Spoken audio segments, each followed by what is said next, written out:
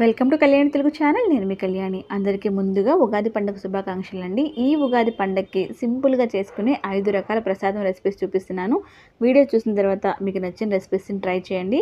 ఉగాది పండుగ అనగానే ముందుగా గుర్తొచ్చేది ఉగాది పచ్చడి అండి. మన వీడియోలో ముందుగా చూపించేది ఉగాది పచ్చడి మన పూర్వీకులు ఎలా చేసుకున్నారో అదే ప్రకారంగా చూపిస్తున్నాను. ఈ పచ్చడి చేసుకోవడానికి ముందుకు బౌల్లోకి 50 గ్రాముల చింతపండు తీసుకుని నీళ్లు పోసుకొని ఒకసారి శుభ్రంగా కడగండి. కడిగిన తర్వాత మళ్ళీ ఫ్రెష్ వాటర్ యాడ్ చేసుకుని నానబెట్టుకొని ఈ విధంగా పులుసు తీసుకొని పక్కన పెట్టుకోండి. ఇప్పుడు వేప పువ్వు కూడా మొగ్గలు కాకుండా పువ్వు మాత్రమే తీసుకోండి. చక్కగా చెరిగి శుభ్రం చేసుకొని ఇలా ఒక బౌల్లోకి తీసుకొని పక్కన పెట్టుకోండి. మిరియాలు మీరు రోట్లో అయినా దంచుకోండి, లేకపోతే మిక్సీ అయినా పట్టుకోవచ్చండి. మెత్తని పౌడర్ ప్రిపేర్ చేసుకొని పక్కన పెట్టుకోండి. మామిడి పండు కూడా వీలైనంత సన్నగా చిన్న ముక్కలు కట్ చేసుకొని ఒక ప్లేట్లోకి తీసేసుకొని పక్కన పెట్టుకోండి. అలాగే బెల్లాన్ని కూడా సన్నగా తరుక్కుని ఒక బౌల్లోకి తీసేసుకొని పక్కన పెట్టుకోండి. ముందు పచ్చడికి కావాల్సిన ఇంగ్రీడియంట్స్ అన్నీ ఈ విధంగా చేసుకుని పెట్టుకోండి. పచ్చడి తయారు చేసుకోవడానికి ఒక మిక్సింగ్ బౌల్ తీసుకోండి. ఇందులోకి చింతపండు పులుసును పోసేసుకోండి. అలాగే బెల్లాన్ని కూడా వేసుకొని కాస్త కరిగేంత వరకు కలుపుకోండి. ఆ తర్వాత 1 by 1 ఇంగ్రీడియంట్స్ వేసుకోండి. కట్ చేసుకుని పెట్టుకున్న మామిడికాయ ముక్కలు వేసుకోండి. పచ్చి కొబ్బరి ముక్కలు వేసుకోవడం వల్ల టేస్ట్ చాలా బాగుంటుందండి, అక్కడక్కడ తగులుతూ ఉంటే. అలాగే కొంచెం అంత ఉప్పు, మిరియాల పొడి కూడా వేసుకోండి. ఉప్పు మిరియాల పొడి అనేది మీరు తినే టేస్ట్ని బట్టి చూసుకుని వేసుకోండి. శాస్త్ర ప్రకారం కొద్దిగా వేసుకుంటే సరిపోతుంది. అలాగే ఒక అరటిపండుని నేను చూపిస్తున్న విధంగా కట్ చేసుకుని వేసుకోండి. ఉగాది పచ్చడికి మెయిన్ ఇంగ్రీడియంట్ వేప పువ్వు. ఒక 1 టేబుల్ స్పూన్ వేస్తున్నాను నేనైతే. మీకు ఎంత కావాలంటే అంత వేసుకొని చేసుకోవచ్చు, చాలా బాగుంటుంది. అంతే అండి, పులుపు, ఉప్పు, కారం, తీపి, వగరు, చేదు అన్ని రుచులు కలిసిన ఉగాది పచ్చడి అయితే చక్కగా రెడీ అయిపోయింది. ఒక బౌల్లోకి తీసుకుని దేవుడికి ప్రసాదంగా నివేదించుకోండి. మన నెక్స్ట్ ప్రసాదం వచ్చేసి నోరూరించే కమ్మని మామిడికాయ పులిహోర చేసి చూపిస్తున్నానండి.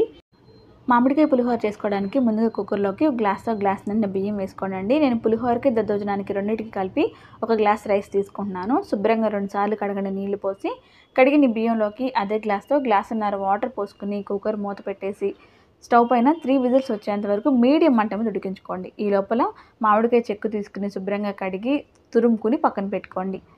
అన్నం అయితే చక్కగా ఉడికిపోయిందండి. ఉడికిన ఈ అన్నాన్ని ఒక ప్లేట్లోకి తీసుకుని మీకు పులిహోర ఎంత క్వాంటిటీ కావాలో దాని ప్రకారం అన్నాన్ని ప్లేట్లోకి తీసుకుని చల్లారి పెట్టుకోండి. పోపు వేసుకోవడానికి స్టవ్ ఆన్ చేసుకుని కడాయి పెట్టుకుని ఆయిల్ వేసుకోండి. వేడెక్కిన తర్వాత ఫస్ట్ పల్లీలు వేసుకుని వేయించుకుని ఒక ప్లేట్లోకి తీసేసుకొని పెట్టుకోండి. ఇదే ఆయిల్లో 1 టేబుల్ స్పూన్ తాలింపు దినుసులు వేసుకోండి. జీలకర్ర, ఆవాలు, శనగపప్పు, మినపప్పు, ఒక 4 పచ్చిమిరపకాయలు, ఎండుమిరపకాయలు, కొద్దిగా పసుపు కూడా వేసుకొని ఈ పోపు అంతా లో ఫ్లేమ్లో బాగా వేగేంత వరకు ఫ్రై చేసుకోండి. ముఖ్యంగా ఆవాలు, జీలకర్ర బాగా వేగిపోవాలి, లేకపోతే చేదుగా ఉంటాయి. ఆ తర్వాత ఇందులోకి మీరు తురుముకుని పెట్టుకున్నటువంటి మామిడికాయ తురుమును ఒక 1/2 కప్పు వరకు వేసుకోండి. మామిడికాయ తురుము వేసిన తర్వాత ఎక్కువసేపు ఫ్రై చేసుకోకూడదండి. 1-2 మినిట్స్ పాటు ఫ్రై చేసుకుంటే సరిపోతుంది. ఇలా తురుము కాస్త వేగిన తర్వాత ఇందులోకి రుచికి సరిపడా ఉప్పును వేసేసుకోండి. అలాగే కొద్దిగా కరివేపాకు, కొంచెం ఇంగు కూడా వేసుకొని ఒకసారి కలుపుకోండి.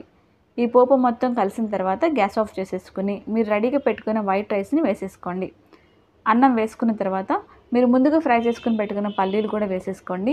అలాగే కొంచెం అంత కొత్తిమీరను కూడా సన్నగా చాప్ చేసుకుని వేసుకోండి. టేస్ట్ చాలా బాగుంటుంది కొత్తిమీర వేసుకోవడం వల్ల. ఈ అన్నానికి ఈ పులుసు అంతా బాగా పట్టేంత వరకు కలుపుకోండి. గ్యాస్ ఆఫ్ చేసిన తర్వాతనే కలుపుకోండి. అన్నం వేడిగా ఉంటుంది కాబట్టి చక్కగా పట్టేస్తుంది. అంతే అండి, ఎంతో టేస్టీగా ఉండే గుమగుమలాడే కమ్మని మామిడికాయ పులిహోర అయితే రెడీ అయిపోయింది. ఒక సర్వింగ్ బౌల్లోకి తీసుకొని సర్వ్ చేసుకోండి. ఇది ప్రసాదంగానే కాదండి, మార్నింగ్ మనం బ్రేక్ఫాస్ట్ కింద చేసుకోవచ్చు, పిల్లలకి లంచ్ బాక్స్లో కూడా పెట్టచ్చు. మామిడి పళ్ళ సీజన్ కాబట్టి చాలా సింపుల్గా అయిపోతుంది. డెఫినెట్గా ట్రై చేయండి, టేస్ట్ కూడా చాలా చాలా బాగుంటుంది. మన నెక్స్ట్ ప్రసాదం వచ్చేసి దద్దోజనం చూపిస్తున్నానండి. దద్దోజనానికి మనకి పులిహోర చేసుకోక మిగిలిన అన్నాన్ని ఒక బౌల్లోకి తీసేసుకోండి. ఒక గరిటెతో లైట్గా ఇలా స్మాష్ చేసుకోండి. మరీ ఎక్కువ కాదండి, కొంచెం స్మాష్ చేసుకుంటే సరిపోతుంది. ఇలా స్మాష్ చేసుకోవడం వల్ల మనం దద్దోజనం తిన్నప్పుడు మనకి సాఫ్ట్గా ఉంటుందండి దద్దోజనం అనేది. ఇలా కాస్త చల్లారిన తర్వాత ఇందులోకి 250 గ్రాముల వరకు ఫ్రెష్గా ఉన్న పెరుగును వేసుకోండి.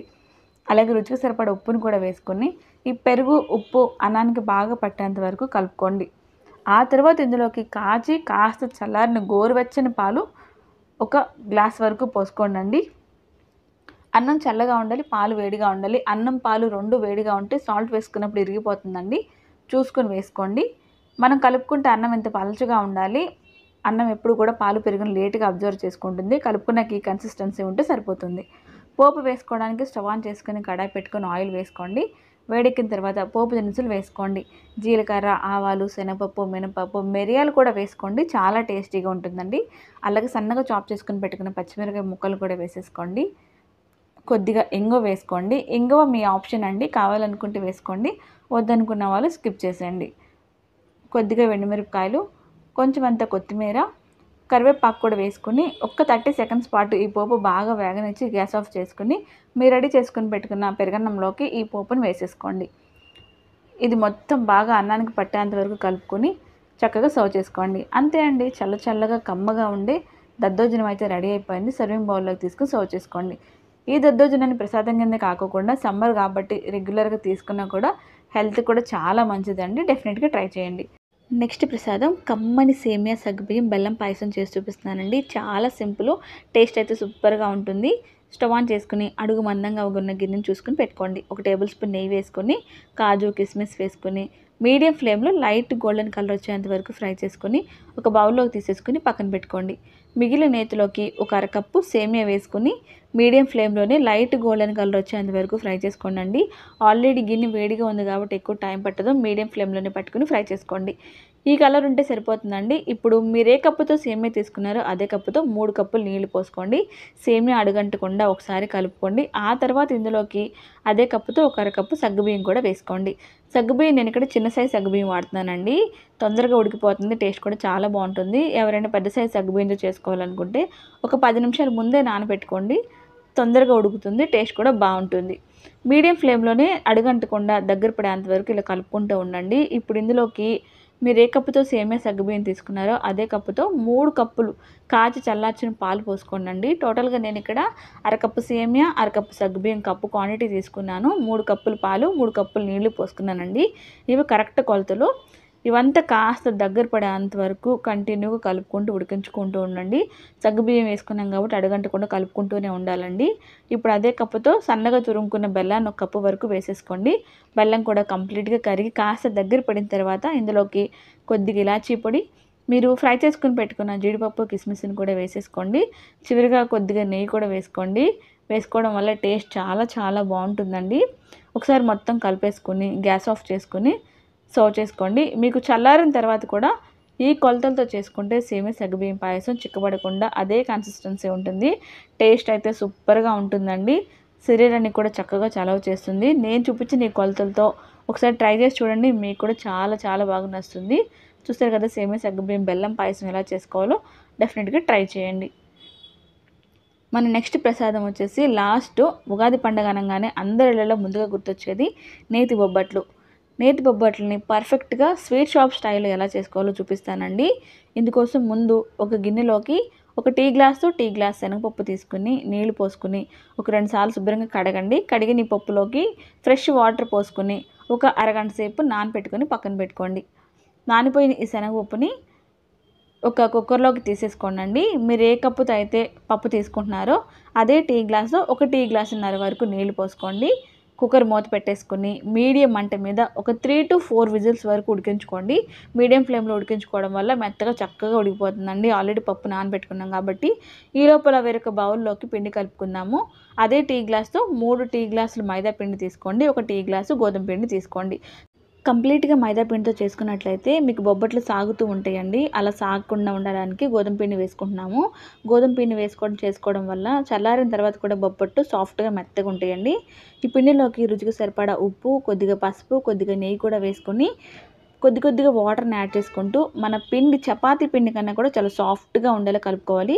చివరిగా కొద్దిగా నెయ్యి కానీ ఆయిల్ కానీ వేసుకొని పిండిని నేను చూపిస్తున్న విధంగా సాఫ్ట్గా కలుపుకొని మూత పెట్టేసి ఒక్క 10 నిమిషాల పాటు పక్కన పెట్టేసుకోండి. మనకి పప్పు కూడా ఉడికిపోయిందండి. ఉడికిపోయిన పప్పుని ఒక మిక్సీ జార్లోకి తీసేసుకోండి. పప్పులోని వాటర్ వేస్ట్ చేయక్కర్లేదండి. కొద్దిగా ఉప్పు వేసుకొని తాగొచ్చు. లేదనుకుంటే ఏదైనా సూప్స్లో కానీ కర్రీస్లో కానీ కూడా వేసుకోవచ్చు. ఈ వాటర్లో ఎక్కువ ప్రోటీన్ ఉంటుంది. అలా వేస్ట్ చేయకుండా శుభ్రంగా తీసుకోండి. పప్పు చూసారా, ఈ విధంగా మెత్తగా మిక్సీ పట్టుకోండి. మిక్సీ పట్టుకుని ఈ పప్పుని పక్కన పెట్టుకోండి. ఇప్పుడు స్టవ్ ఆన్ చేసుకుని కుక్కర్ పెట్టేసుకుని అదే టీ గ్లాస్తో 1 టీ గ్లాసు తురుముకున్న బెల్లాన్ని వేసుకుని కొద్దిగా వాటర్ పోసుకుని బెల్లాన్ని కాస్త కరగనివ్వండి. బెల్లం ఇలా కరిగిన తర్వాత మీరు గ్రైండ్ చేసుకుని పెట్టుకున్న శనగపప్పు మిశ్రమాన్ని వేసేసుకోండి. శనగపప్పు మిశ్రమం వేసుకున్న తర్వాత మంటను లో ఫ్లేమ్లో పెట్టుకొని అడుగంటకుండా కంటిన్యూగా దగ్గర పడేంత వరకు కలుపుకుంటూనే ఉండండి. మీడియం ఫ్లేమ్లో పెట్టుకొని కుక్ చేసుకోండి, లేకపోతే పిండి మాడిపోతూ ఉంటుంది. కంటిన్యూ కలుపుకుంటూ ఉండండి. పిండి ఇలా కాస్త దగ్గర పడిన తర్వాత కొద్దిగా ఇలాచీ పొడి, నెయ్యి కూడా వేసుకోండి. నెయ్యి వేసుకోవడం వల్ల పూర్ణం పిండి టేస్టీగా ఉంటుంది, సాఫ్ట్గా ఉంటుంది, మన చేతికి అంటుకోకుండా ఉంటుందండి. ఒకసారి కలుపుకోండి.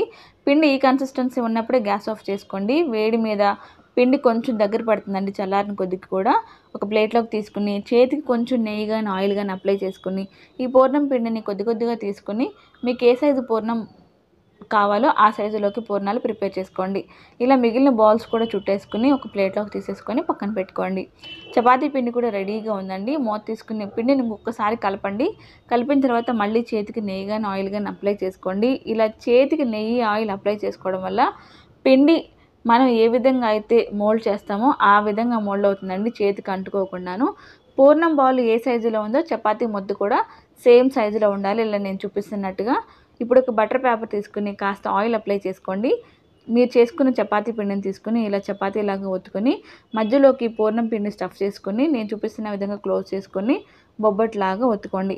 మధ్య మధ్యలో నెయ్యి వేసుకుంటూ ఒత్తుకోండి. ఈజీగా బొబ్బట్ అనేది రెడీ అవుతుంది. ఇది ఒక ప్రాసెస్ అండి. ఇంకొక ప్రాసెస్ కూడా చూపిస్తాను మీకు. బొబ్బట్ అయితే చక్కగా రెడీ అయిపోయింది. కాల్చుకోవడానికి స్టవ్ ఆన్ చేసుకొని పెనం పెట్టుకొని ముందు కొద్దిగా నెయ్యి వేసుకోండి. నెయ్యిని ఒక టిష్యూ పేపర్తో పెనం అంతా అప్లై చేసిన తర్వాత మీరు చేసుకున్న బొబ్బట్టు వేసేసుకుని ఒకవైపు కాలిన తర్వాత మరొక వైపుకు వేసుకుని నెయ్యి వేసుకుని చక్కగా కాల్చుకొని ఒక ప్లేట్లోకి తీసేసుకోండి. మరొక ప్రాసెస్ అండి. ఒక 2 పాలిథిన్ కవర్స్ తీసుకోండి. సేమ్ సైజులో కట్ చేసుకుని 2 పేపర్లకి కూడా ఆయిల్ అప్లై చేసుకోండి.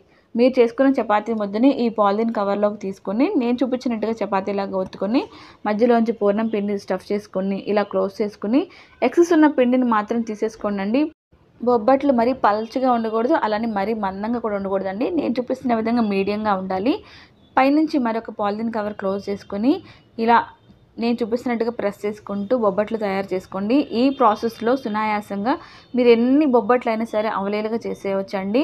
చేసుకునే బొబ్బట్లన్నీ కూడా చక్కగా పెనం పైన వేసుకుని నెయ్యి వేసుకుని అటు ఇటు తిప్పుకుంటూ మంచి గోల్డెన్ కలర్ వచ్చేంత వరకు ఫ్రై చేసుకుని ప్లేట్లోకి తీసేసుకోండి.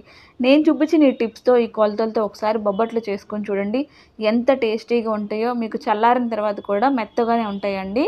సాగకుండా సాఫ్ట్గా టేస్టీగా చాలా బాగుంటాయి. చూసారు కదా, ఈ ఉగాది పండుగ చేసుకోవాల్సిన 5 రకాల ప్రసాదాలు. వీడియో చూసిన తర్వాత మీరు ట్రై చేయండి. వీడియో నచ్చితే ఒక లైక్ చేయండి, షేర్ చేయండి. Thank you.